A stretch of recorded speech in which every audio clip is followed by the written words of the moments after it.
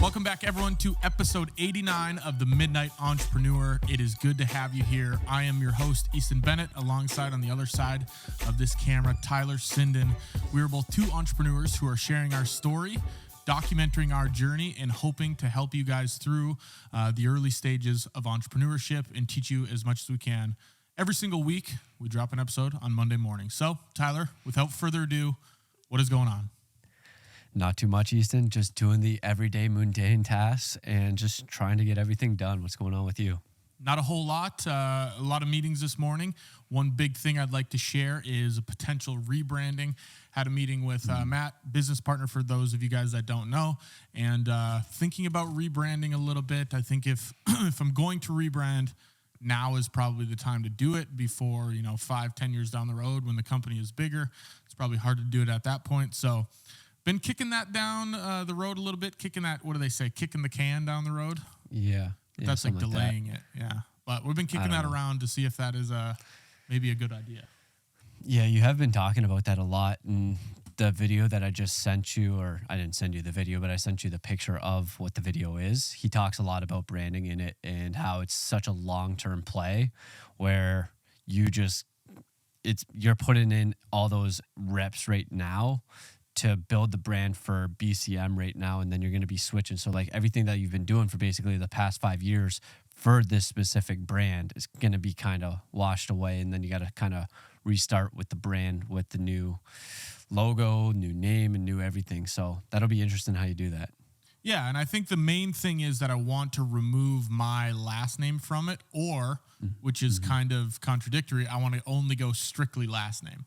So positioning ourselves, we were having the conversation that, I don't know if you've seen Sora. I think I was showing you some of the video, but there's an AI-generated software called Sora where it pretty much generates whatever video you want it to, and it just makes it up.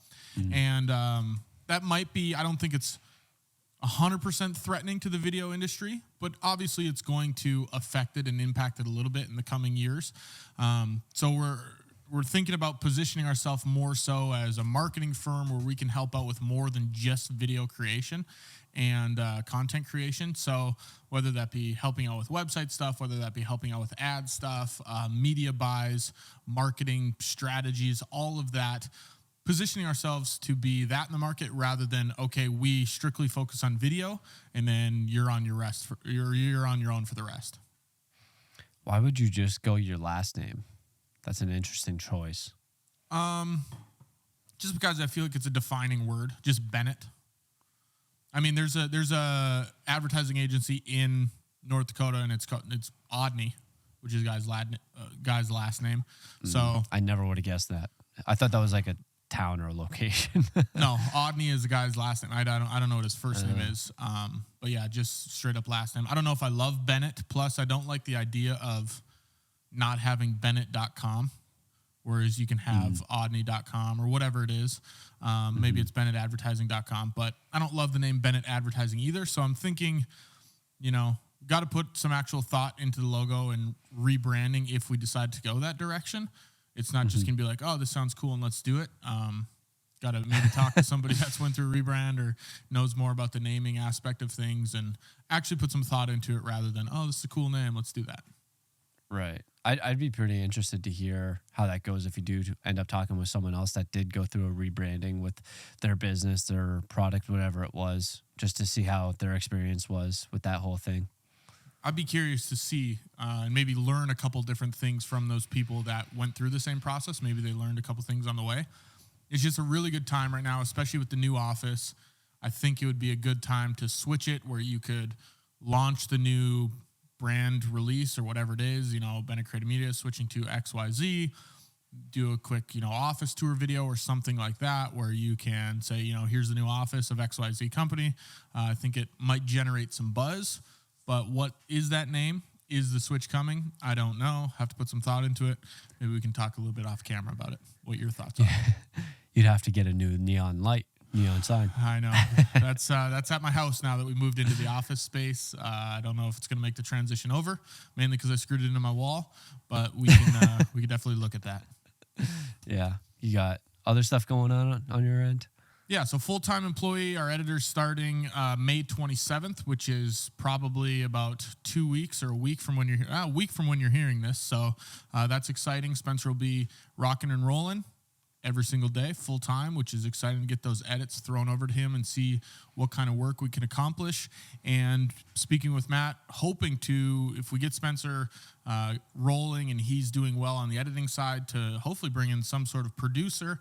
Most likely part-time. We don't need a full-time producer right now, but a producer to handle all the pre-production documents, scheduling with clients, communication with clients, to take a little bit off of his plate and really start to grow this thing, grow the team, and get us positioned correctly. So those are probably the two biggest things.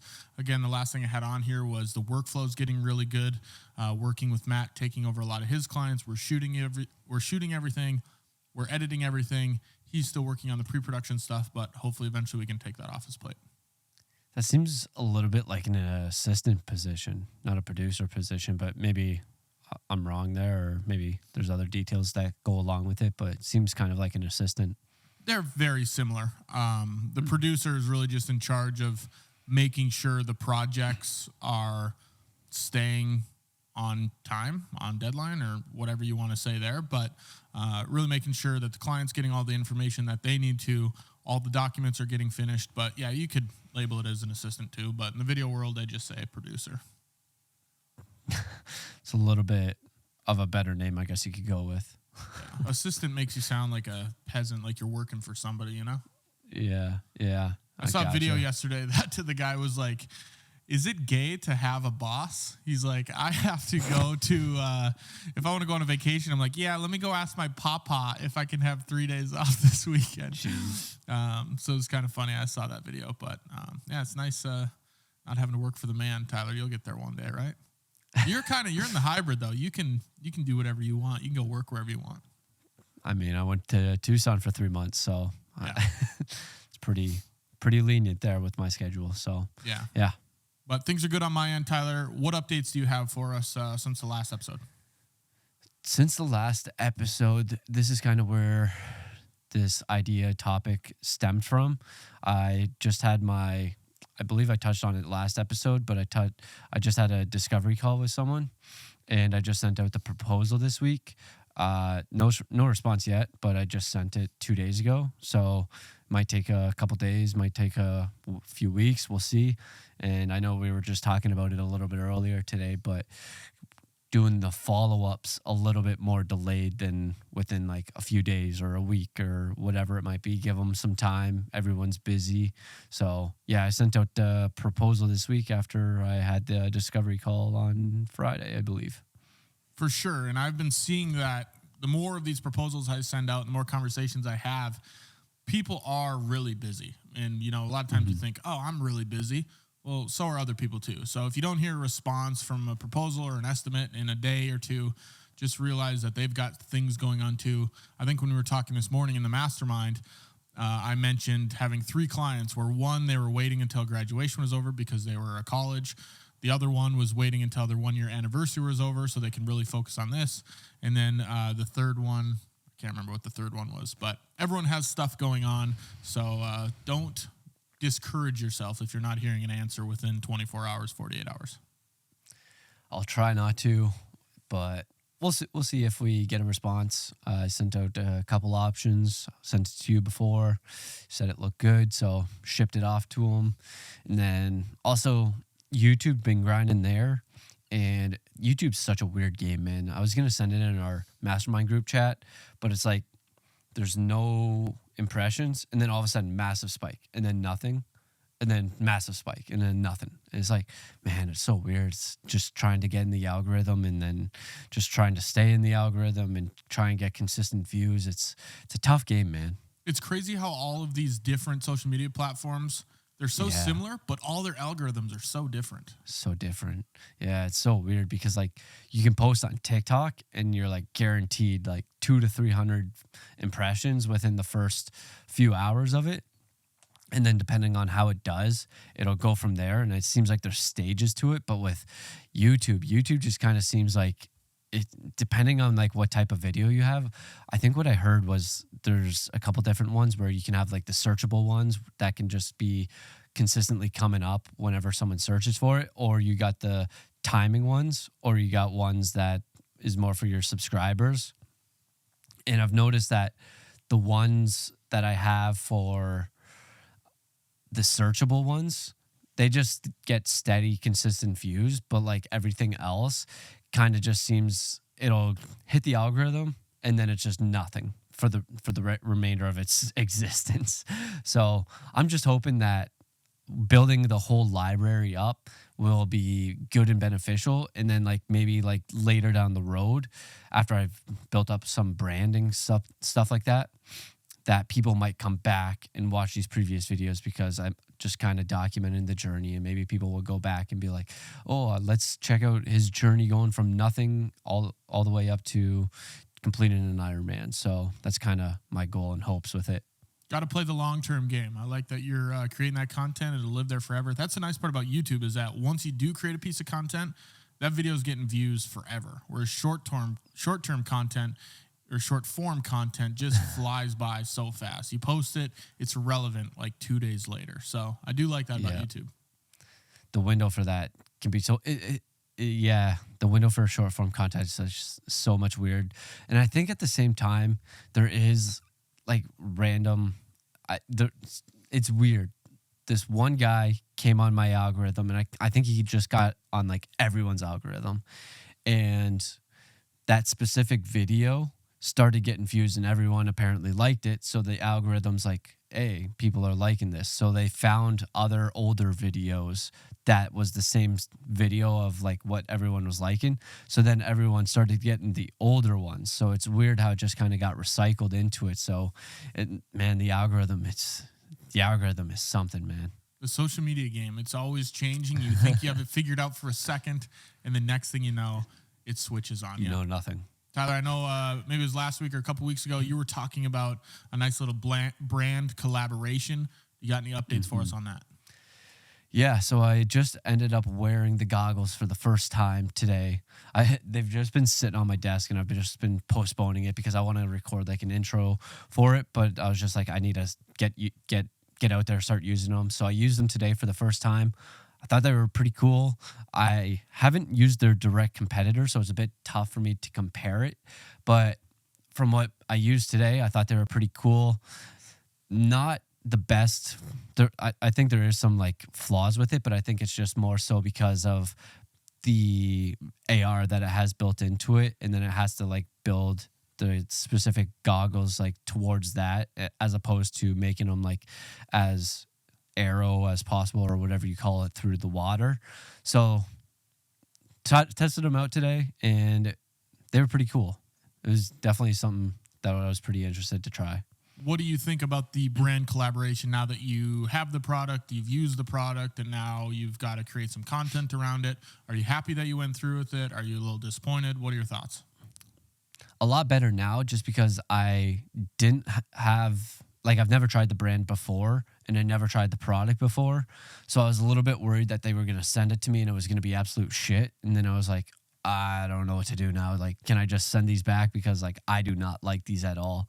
But I think the fact that they're good and I do like them makes it a lot better than if they were shit and I didn't like them. So I do think that's a good aspect of it. And I know we've talked about that a little bit in the past. Make sure your product is good first before, and then like that will be able to sell itself. So I do think they have a good product, which is good. And I am pretty happy that I did go through with it. So live recommendation then, are you going to keep using them, or are you going to make the content and then toss them in the trash? I'm definitely going to keep using them.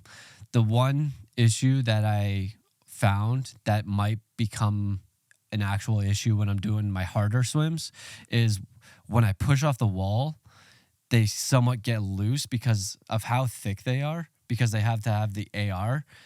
It creates like a lot of resistance from the water, and I push off pretty strong.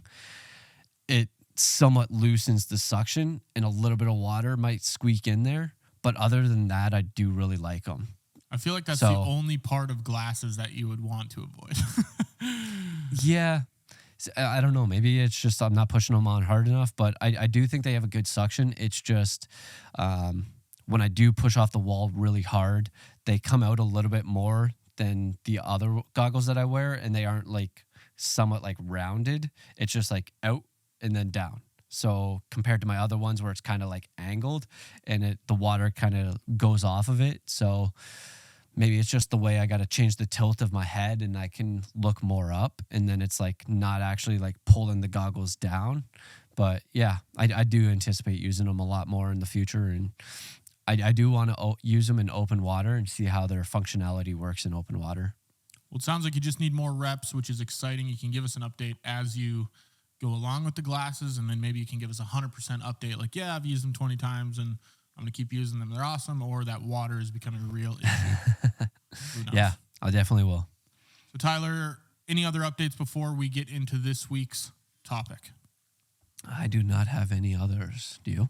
I do not. Let's dive right into this week's topic. What we're going to be talking about are discovery calls. So for the people that don't know what a discovery call is, I don't think it necessarily pertains to every industry.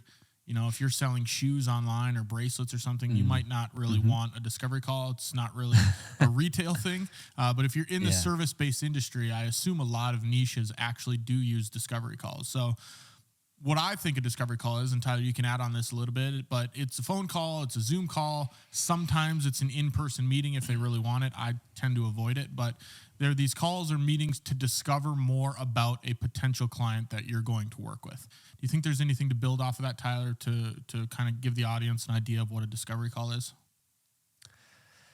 I don't think so. I feel like you pretty much hit the nail on the head. It's just learning more about this potential, how you guys can collaborate together, so how you're able to help benefit them and see where they're deficient and where they're looking to improve and see if it's going to be a good fit. So I feel like that's pretty much what it is.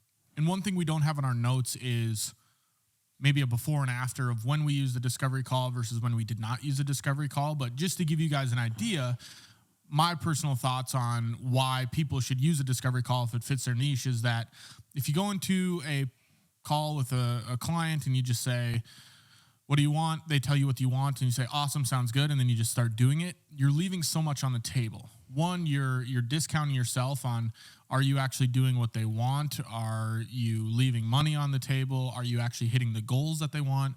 So really this discovery call is to find out as much information about the person, about the company, what they do, who they do it with, why they do it, as much information as you can so you can deliver the best product possible. I know Tyler at the beginning of the show said if you focus on your product, the rest will come. And this discovery call really allows you to focus on the product. So we wanted to talk a little bit about how to make these discovery calls successful. So Tyler, I'll throw it over to you.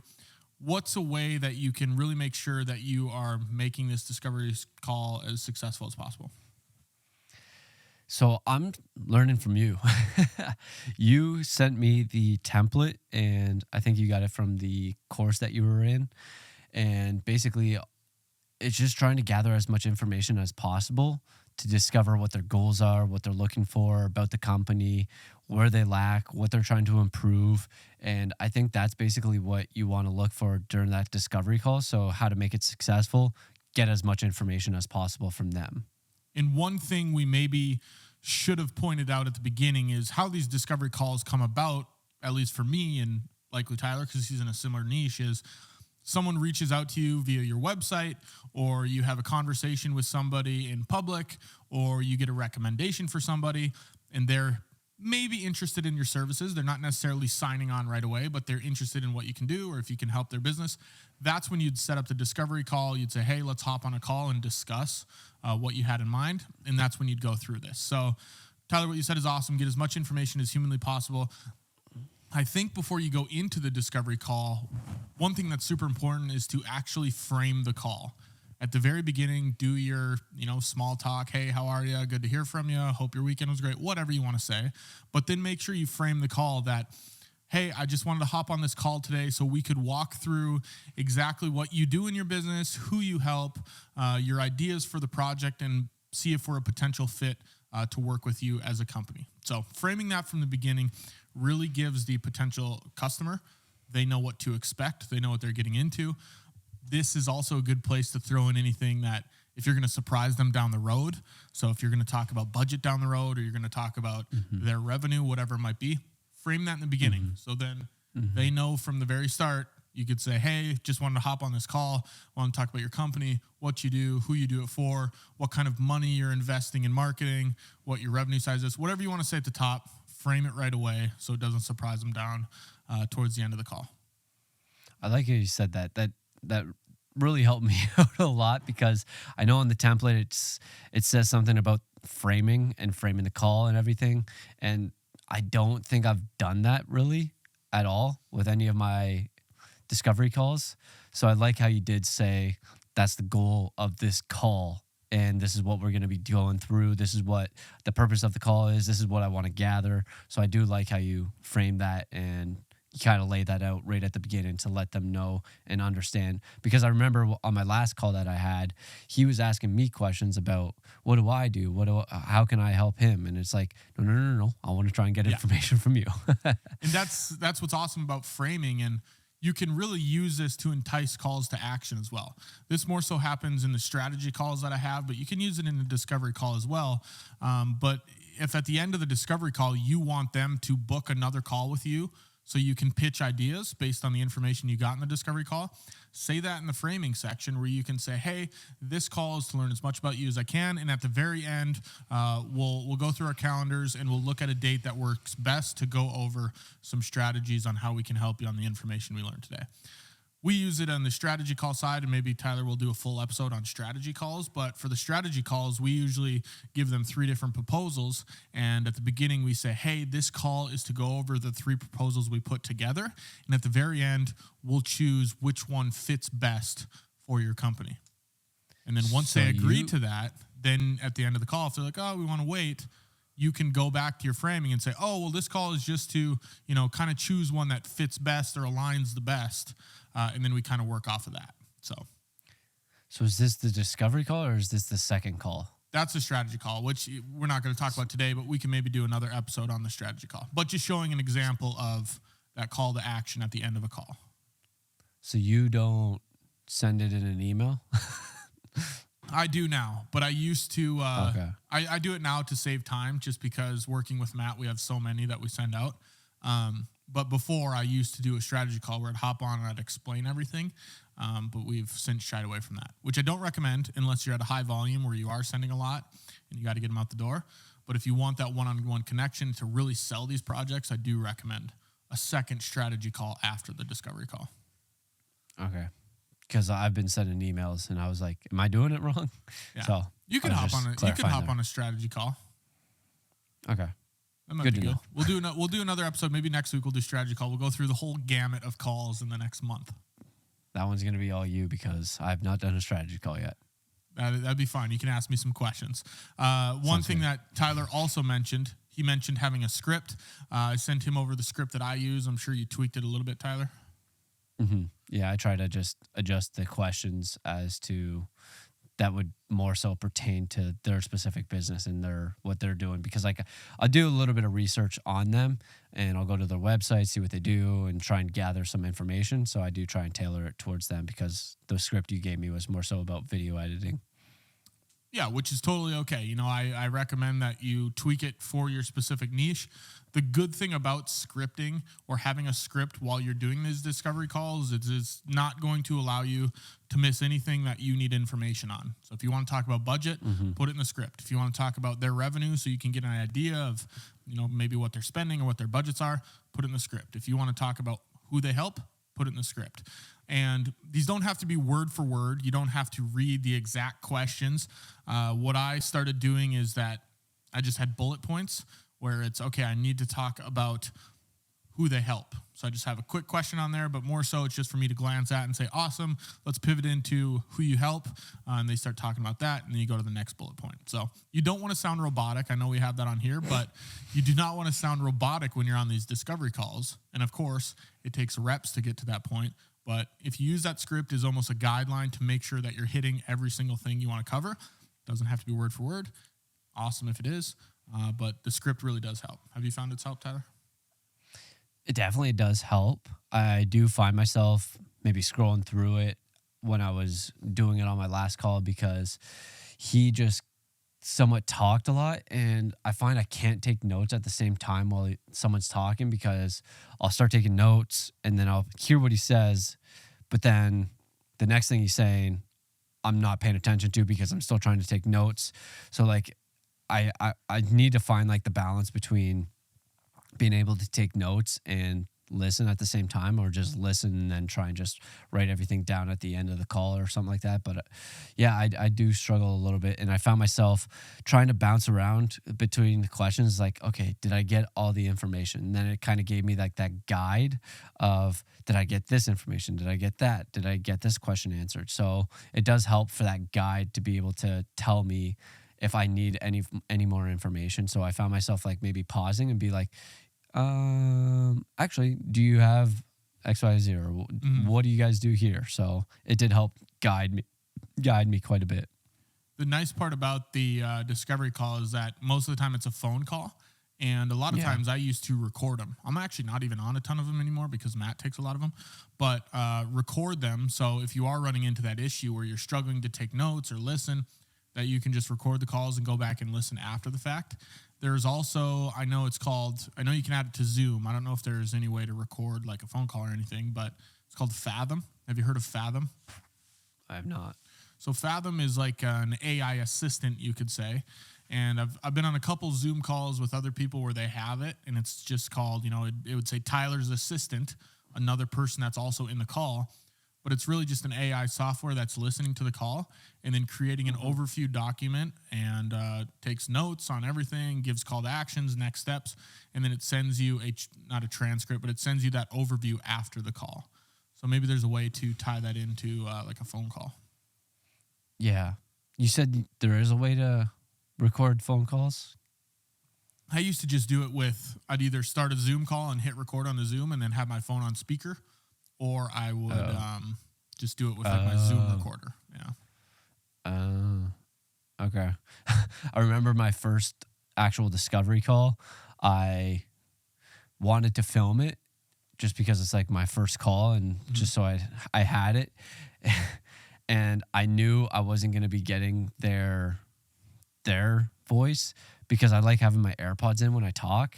So you can literally just only hear me talking. So yeah, that makes sense, because like you could just use your phone and your camera, or maybe a microphone, and then just put it on speakerphone, and then you're able to record it the whole time, and then, or use both of them, and then you have both the audio and video of it. So yeah, I know I did that for my first call, and I only got my audio, and I knew it was going to happen, but I was like, whatever, I'm just going to record it just to have. A little off topic too, but it's great content. If you can use that if you can film it on speaker and then use that as content. I see on TikTok all the time, specifically the jet business, where this guy's selling $50 million jets, and he records all the discovery calls or phone calls he gets about people wanting to buy a jet. And I don't know why, but I just love that content. I haven't seen a ton of video people do it. I've seen a couple, but might be good content to film those, not strategy calls, those discovery calls as well. Yeah, it'll be good too. It would be a lot better if in 10, 15 years I get really good at it, and then I'm able to go back and be like, look how shit I was. Yeah, I wasn't asking any questions, which is a great transition, Tyler. We do have a list here of maybe some general info. Obviously, tailor this to your own niche, but what is some of the info that in these discovery calls you should try to be getting from the actual client that's going to help you create a product or service for them? So what I would ask was what they do, what their goals are, and what they currently do. So I got a bunch of information from the guy that I just met, and he said they did a lot of direct marketing, so just a lot of direct outreach, and they didn't do any of the inbound marketing, which is a lot of the stuff that I do, say like Google Ads, blogging, emails. And I tried to just ask questions about that. So just trying to learn what they were doing. So like who they are, what they do, and what they're currently doing right now. It just helps me learn about them and like what he's looking for at the same time. It's like, okay, how do you want to grow your business? And what do you think that like I do that could be beneficial to you, or anything like that?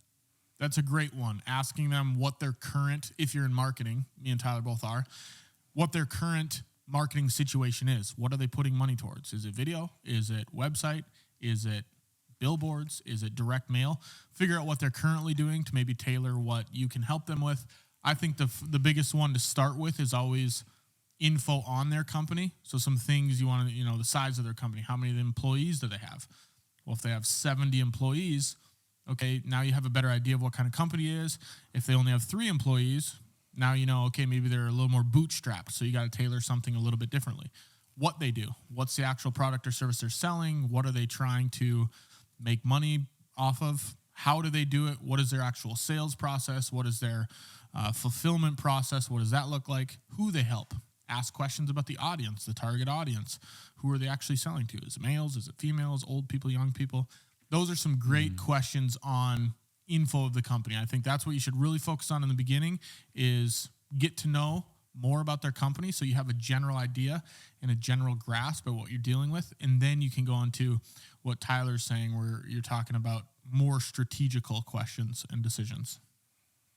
I did ask a little bit about who they help, but I think I could have dug into that a little bit more of like who exactly it was, because he mentioned 2 different parts of his business, and I don't think I fully grasped what he was saying for both of them. So I think I could have dove a little bit deeper into his ideal target market, his ideal target audience, and figuring out exactly who that was, because I know that's part of the proposal that you sent me, the template, and that's kind of including who we're trying to target in the actual proposal.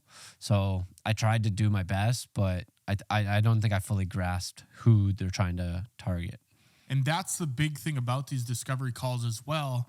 You have the script, you have the questions, but don't just ask them those surface level questions and then move on to the next one. Where you're going to get the most information is if you keep prodding that sore spot, that pain point, and really keep asking questions about specific things. So if you ask someone, what do you do? And they say, well, we sell boats. Well, what do you mean? Don't just move on from like, okay, you sell boats. Cool, write it down. Ask, okay, what kind of boats? Are they selling toy boats? Are they selling $2 million yachts? Ask those questions where you get more information, because the more information you have, the more ammo you have to put together an estimate or a proposal or tailor a service that they're going to be happy with. Because if you don't ask those questions and they're selling $50,000 fishing boats and you come in with a package that's like, here's how we can sell this, $2 million yacht, they're going to say, what the hell? This person doesn't even know anything about my company. So it's going to help you in the long run if you really dive in, ask more questions, keep asking why. I think that's one of the biggest questions is, if someone says they do this, you say, well, why do you do it? So ask as many questions as you can, use that script as kind of a baseline, but then really dig in there, dive in there.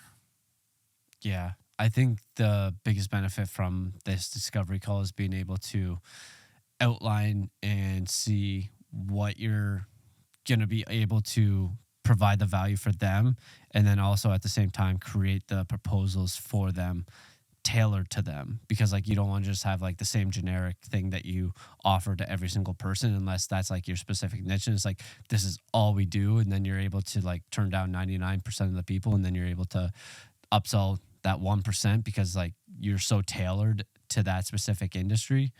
But if you do offer like a little bit of a wider range of products and usually services, then you're able to specifically tailor it to what their specific needs and goals are.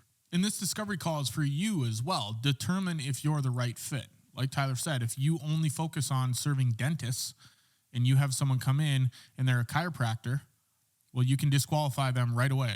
You have the discovery call and they say, oh yeah, this is what we do. Right away, the first question when you ask what they do, you can determine, okay, well, they're not a right fit, but I can recommend you to somebody else. So not only is it to learn more about their company, but it's also determine, can you actually help this person? Are you a right fit to partner with them and to work with them?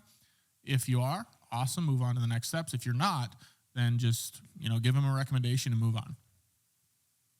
I like it. Do you have any specific examples of things that you want to like go over with like the actual like discovery call, like, man, like the goals that you're trying to get out of it? So goals is a big one, if that's what you mean. Asking the client what their goals are, is that what you mean? Or do you mean more so determining if you're a right fit? I think the goals, because like I know in one of your questionnaire, the template, you ask like, what is this gonna, or what? I think it's how like, would what's your achieving goal? this how would Yeah, achieving that one. this change your business? So yeah, goals is a Yeah. big thing of the discovery call. It's really what's going to allow you to determine, can you accomplish this, can you not accomplish this? And when I say goals, this is another thing you really need to dive into. Don't just let them say, oh, we want to get more revenue, or oh, we want to have more clients, or we want to hire more people. What does that mean, right? How many more people do you want to hire? How much more revenue do you want? How many new clients do you want? Make them actually pick a specific goal, and then you can tailor in your conversation and your estimate or proposal or whatever you put together towards that goal. If you don't have them pick a goal, a specific measurable goal, then you can't really hold them accountable. Because if you pitch them something, they say, I don't know. You can always say, well, you are trying to do exactly this. You want 20 new clients. This is the best way I can get you 20 new clients. But if they say new clients and you deliver them 20 new clients and they thought, oh, well, we thought we were going to get 100 new clients. Well, you had no idea because you just thought they wanted new clients. So yeah, that's the biggest thing in these discovery calls.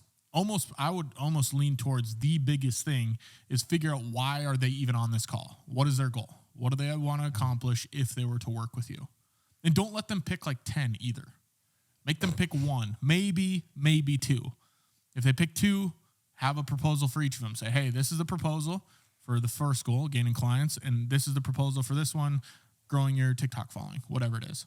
But make sure you pick a goal that is specific and measurable. Can you actually measure it? So it seems like the goals aspect comes back to how you're actually going to tailor the proposal to them and offer your services to them. Yeah. And specifically the goals, when you have them choose a goal, the reason the goals section is above the budget section when you're starting to talk about money, because it's nobody's favorite. If they give you a goal, let's say, okay, we want to do this video project, so we can get an extra $200,000 this year, just as an example.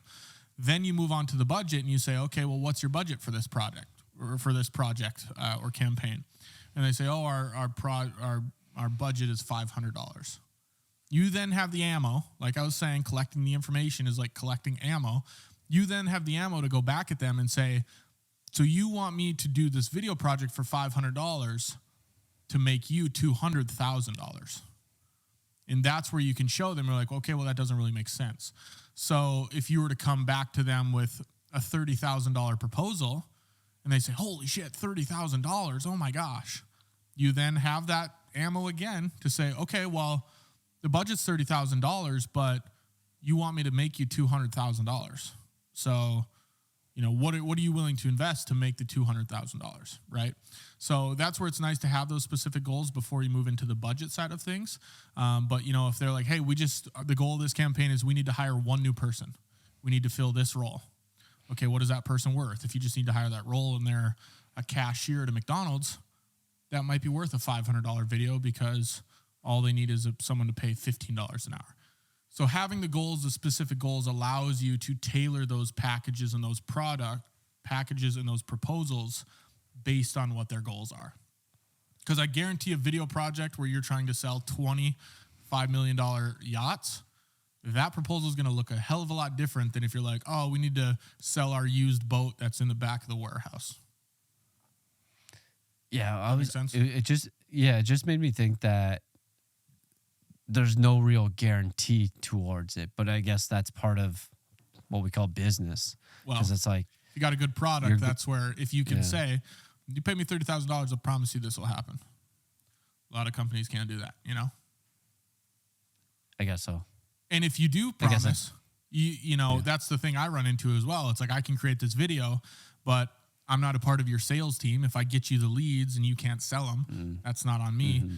Whereas if they say, well, there's no guarantee, you could say, I can give you a guarantee, but it's going to cost 4 times the amount, because then I'm going to have to work with your sales team and teach them how to close these people. I'm going to have to work with your front-end marketing team on buying the ads. I'm going to have to work with your distribution. You're involving yourself way more in the project. Does that kind of make sense? Mm-hmm. Definitely.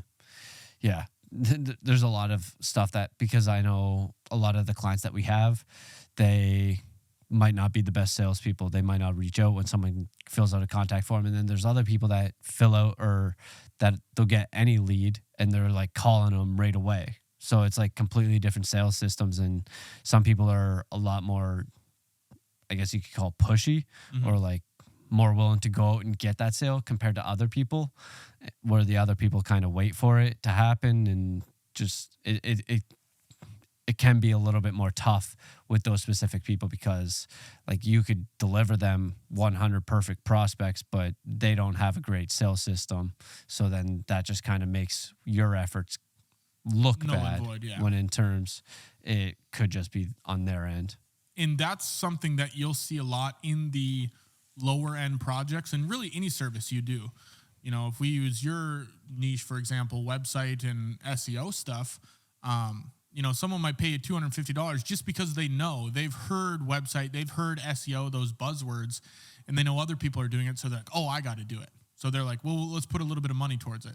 But if they don't really have a game plan on how they're going to utilize it, if you start throwing them leads and they don't know how to close them, or if they never had leads to come at them like that, then they're not going to know what to do. Whereas those bigger clients, where they say, hey, I have $10,000 for SEO and blogs and Google AdWords, we really need to get these leads.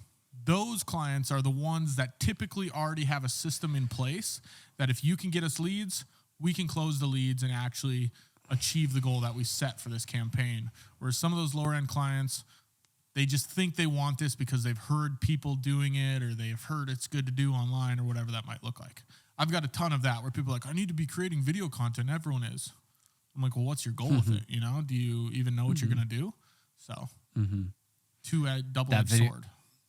That video I sent you, he talks a lot about the people on your team and the sales and all that stuff. So I think that's a really good video that could be watched, and just like helped out, because it's the value of your team, and if they're able to actually fulfill or be able to deliver. And it's like, you're only as good as whoever's at the top. And it's like, if you're only hiring people that are less than you, you basically got to put your knowledge all the way down to everyone else. And it's like, you could be the best salesperson, but then you got to instill it into other people. Whereas if you hire really great salespeople that are better than you, then you don't have to do that and worry about that. You just got to teach them your processes. Totally agree. And it's hard to find people that are better than you at certain things. Like if you're really good at SEO and at Google AdWords, it's hard to find people that, one, you can afford, that are better than you.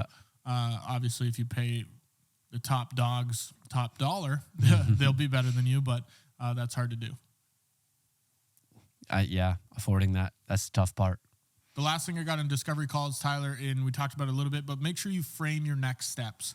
After you've got all your information, you've went through their budget, their goals, a little bit about their company, whatever you want to go into, tell them what's going to happen next. What is your process? Is your process to, okay, I'll send you over a proposal tomorrow? Then tell them that on the call. Is your process, okay, we need to now have a strategy call where I'm going to walk through the proposals? Okay, well then book a call with them, a follow-up call right there on that current call. Whatever you want them to do or wherever you want them to go, make sure you're framing that at the end of this discovery call instead of saying, okay, sounds good, we'll be in touch. Because that leaves it an open end and you don't know what to do from there. So make sure you're framing the next steps. And going into somewhat of our experiences with this, I'll just go over my first one because I think it was pretty bad, where I think I was just really nervous and I didn't know what to expect. I didn't even know who he was. Like Eddie kind of connected me with him and I saw his Instagram. I somewhat understood what he wanted and what he was looking for. And this was the first time that I got your template as well. And I tried to switch up the questions to tailor it to what I heard he wanted and was looking for. So it was a really bad call just because like I was really scripted and I was really following like everything. And I was like, okay, tell me about this. This is the next question. This is the next question. And at the same time, I wasn't comfortable with silence. So whenever I would say something and he would take a second to pause and think about it, I might jump back in and say something and then try and fill that silence with something and not let him process it, not let him think. And he's kind of got the upper hand because he's the one listening and I'm the one talking. And that's when you don't have the upper hand. And the last thing that I think I was bad with was he asked me about pricing and I gave him like a rough ballpark estimate. And I think that's another area that I struggled with, where with my most recent call, he asked me about pricing and I kind of said, I'll get back to him on that, which is what I probably should have done at the first call, where when he asked me about it, instead of saying, oh, that's going to be $3,000 to $5,000, I should have said, I'm going to look at this. I'm going to put together a proposal. I see what everything looks like and what everything costs, and I'll get back to you. So I think that's a few areas that I think that I struggled with during that first, discovery call. And keep in mind, Tyler mentioned that first discovery call, he was nervous and, he was following the script word for word.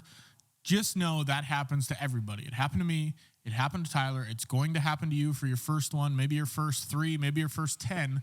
You're going to be nervous. It's not going to be perfect, and that's totally okay. If those first ones you do have to read off the script and it is a little bit awkward, it really just takes reps. It takes practice. Tyler, you've went through a few of them now, so you even explained the adjustment you made as far as the pricing goes. So it is going to take you reps and some practice to actually get used to these discovery calls. And once you do enough of them, it's going to be like you're just having a regular conversation, and you probably won't even need your script at some point. To mention your pricing point a little bit, Tyler, one of my favorite, I can't remember the exact word, rejections, however you handle objection handling, there it is. One of my favorite ways to handle that objection of, how much does it cost is the car analogy. You can tell people, well, it's kind of like buying a car. I can go buy a Toyota or I can go buy a Lamborghini. So this, in your case, this Google ad work could cost $500. This Google ad work could cost $500,000. And then you kind of give them an idea, it's really based on what your budget is, how much you're trying to put towards this. That's a great way to throw it back on them and say, we can work within any budget. It just depends on what you are actually willing to invest in this. Instead of, which is good, instead of saying, it's going to cost $3,000 to $5,000, you've now pivoted to, I'll get back to you on that. But now, next time live on the call, you can just say, well, it's like buying a car. That's the objection handle I always use for that. I like it. Do you have any examples from your experiences with discovery calls? I'm sure you've gone through a whole bunch and got some great examples. So before I actually used the script and knew what a discovery call was, I was doing the discovery call. I just didn't know that's what it was. So I would have a conversation with somebody, or they would call me and they'd say, hey, here's our information. And like I mentioned at the top, I would just say, okay, awesome. Sounds good. Let's do the project. Because I was so excited that someone reached out and wanted to work with me. And the issue that I was having with a lot of those first discovery calls I had were I wasn't asking enough questions. A lot of times maybe a client had way more money than I thought, where I go in and I say, okay, it'll cost $750. Well, if I didn't ask them a budget and I knew they had $7,500, that would have been much different. So those early on ones, I was really not asking enough questions. I wasn't getting enough information. And once I switched to the script, things got way easier. One example I have is I was working with a client and they reached out to me and they had about $2,000 they wanted to do for this video project. We hopped on the discovery call. We went through what they're doing, what their initiative is, their goals. And then when they talked about their budget, saying $2,000, I said, okay, awesome, sounds good. We'll put together a package that's kind of close to that. And I told them we'll hop on a strategy call. And we hopped on a strategy call, and I gave them their $2,000 proposal. I said, hey, this is exactly what you said. Your budget's $2,000. Here's what we can do for that. But in my personal experience and my professional experience, I think you guys would benefit from actually doing this. And that proposal was $4,500, so an extra $2,500 on top of it. And once I explained to them, here's why this is going to be better, it's going to give you guys more, it's going to better hit those goals that we talked about in the discovery call, they're like, yeah, that's totally, you're 100% right, let's just go with that package. So they said they have $2,000. Do I know where they came up with that budget? No idea. But magically, they then had $4,500. So keep in mind that if someone gives you a budget, That's totally fine. Tailor a package that fits that budget and say, hey, here's what we can do for it, but also give them other options. You're the expert in this case. Give them your professional experience. If you think something's better, even if it costs more, present it to them. The worst thing that can happen is they say, no, let's go with the $2,000 one, and that's totally fine. Then you just produce the $2,000 one. So that's something I learned specifically, and that's one that really sticks out for the discovery calls I've been through. That's definitely one area that I struggle with, asking for their budget and how much they're allocating towards it. I don't think I've ever actually asked that yet. Well, you haven't asked it, but I'll give you a good objection handle. A lot of times you'll get pushback on this. People are going to say, oh, we don't have a budget. That's a lie. Everyone has a budget. Everyone has an idea in their head, even if they have no merit behind it. When I say budget, you automatically have something that pops in your mind. It's not $0. It's not a question mark, right? So if you even use the car analogy and say, it can be 500 or 500,000, and they're like, yeah, we still don't know. You can just ask them for a range. Say, okay, well, I don't need an exact range. Are we closer to $1,000? Are we closer to $5,000? Or are we closer to 10,000 plus?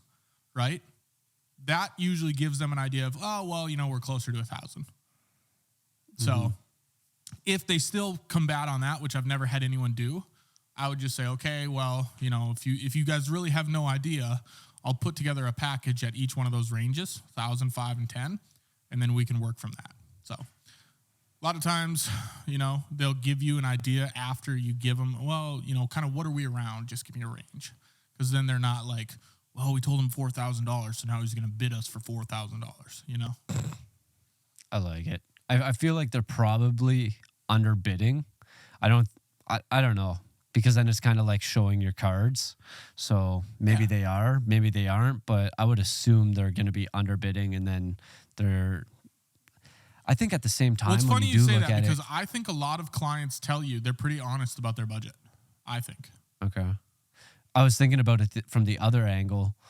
If from them giving you their budget, it helps you at the same time, because it's like, now I can better tailor what I'm going to give them or offer them in exchange. Because it's like, if they lowball and they say, we got $6,000, but we're going to say $2,000, then it's a little bit different, where you come up with like maybe a $1,000, $2,000, and $4,000 budget, where they had $6,000, and that $6,000 budget could have been a really perfect proposal and deliverable, but they ended up lowballing it. So you can kind of look at it both ways, I guess, and be like, okay, if they did give you the actual good information, like what they're willing to actually allocate towards this, then it helps you out at the same time, which helps them out.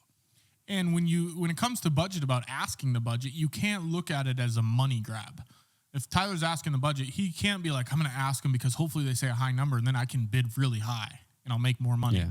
You have to look at it as, the more money you put towards this, the better product we can get you, and the more likely it is we achieve your goals. If you go in and they say, hey, we want to make $100,000, we need to increase our revenue by $100K.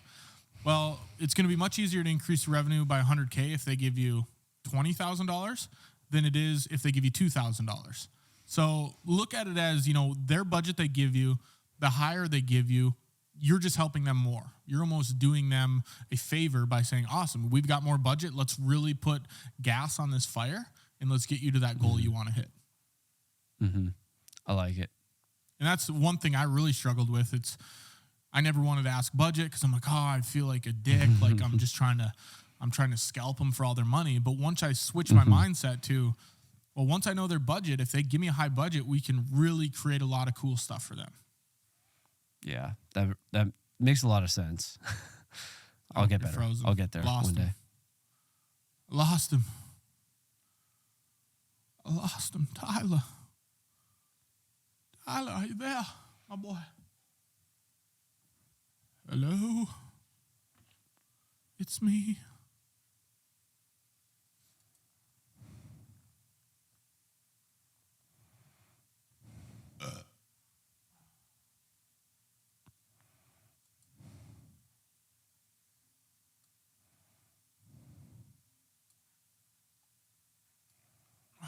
I lost him. That hasn't happened in a while. Mm-hmm. Was that me, or it was weird? It was like your connection's unstable, and then it just disconnected. It said Tyler's connection is unstable, so. And then it just disconnected. Yeah. You can just go into, if you're going to talk on, you kind of did like how to not make it sound scripted. Mm-hmm. So I don't know if you're going to touch on that or if you just want to go into the overview. Yeah, because I was going to skip that part because we kind of talked about that already. Yeah, I just kind of finished with like a statement that you can go into. I said I'll do better on that in the future. Cool. Perfect, Tyler. Again, just takes Let me redo that. That is exactly what you need to focus on, Tyler. And again, just takes reps, just takes practice. So just to give you guys kind of an overview of everything we talked about, a discovery call is just allowing you to provide a better service to the customer, to the potential client, and that's how you have to look at it. The more information you collect, the better service that you can actually give them. And the more you can care about them. If you don't have very much information, it's hard to really build that connection with the client. But if they're giving you a lot of information and you can tailor a package that's exactly what they told you, they're going to feel like you heard them. They're going to feel like you really care about them and you paid attention to what they were asking for. And it's really going to build that relationship. So use that information to build the relationship. It's going to make a better product for you, or it's going to make a better service that you're providing to them. It's going to make them happier. Everyone's happy in the end. Everyone makes money, and then you go from there. I like that. I like the aspect of learning more about their business so you can kind of feel like you're a part of their business and see it growing as well and be like, yeah, they were here and now they hired me and now they're way up here. And then it's just like fulfilling for you to see that you actually were a part of that and help them achieve their goals, which is really cool. Once I started to switch my mindset to everything's like a partnership. Oh, we're having this call. Yeah, there's a monetary transaction here where you're paying me money, but now it's a partnership. We're doing this together. Let's hit this goal together. My mindset, once I did actually make that change, really changed the way that I was framing these calls and actually handling the relationships. Yeah, I really like that.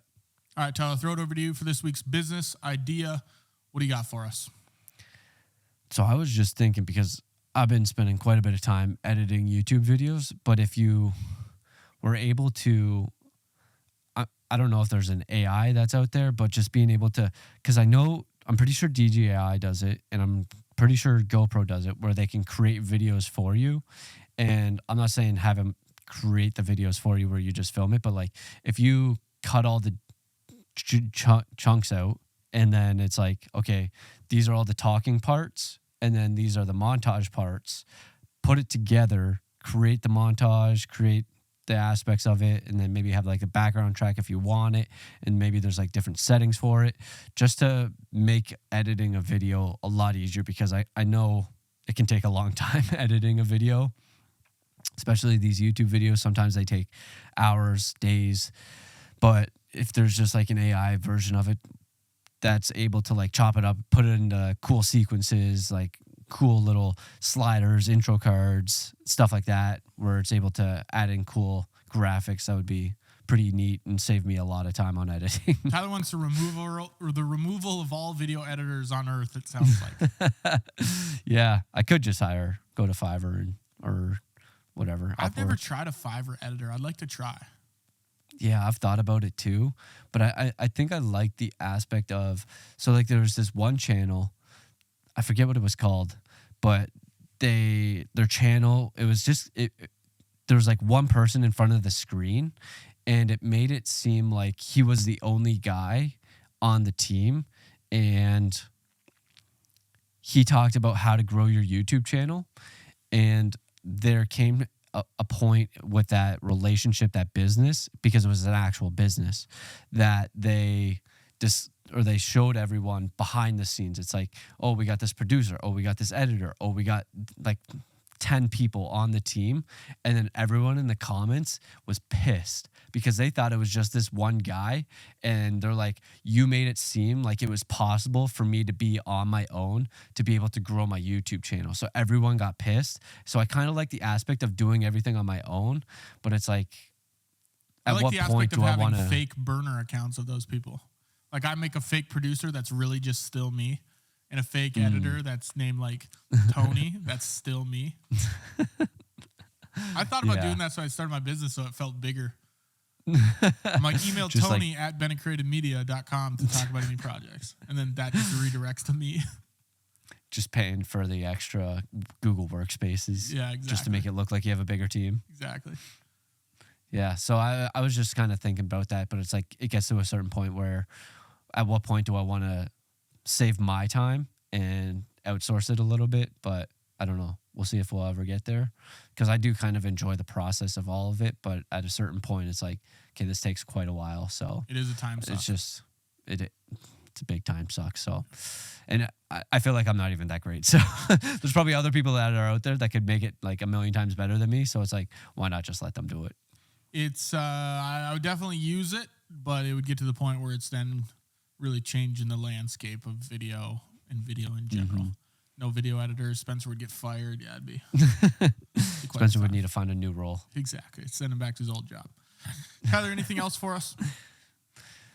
No, I'm looking forward to implementing some of the stuff that you went over here, and it was good to talk to you about this because it helped me at the same time. So I hope it helped other people as well. Yeah, hopefully helped other people. If you guys have any questions as far as discovery calls go, reach out to me or Tyler on Instagram, Facebook, Twitter, wherever you want to. And Not Facebook, not Twitter, not me. Don't reach out to Easton's Tyler. on He there. doesn't want to talk to you. But yeah, reach out to us. We'd love to chat, minus Tyler. Email us. I'll make sure I reply and not Tyler. And then we'll go from there.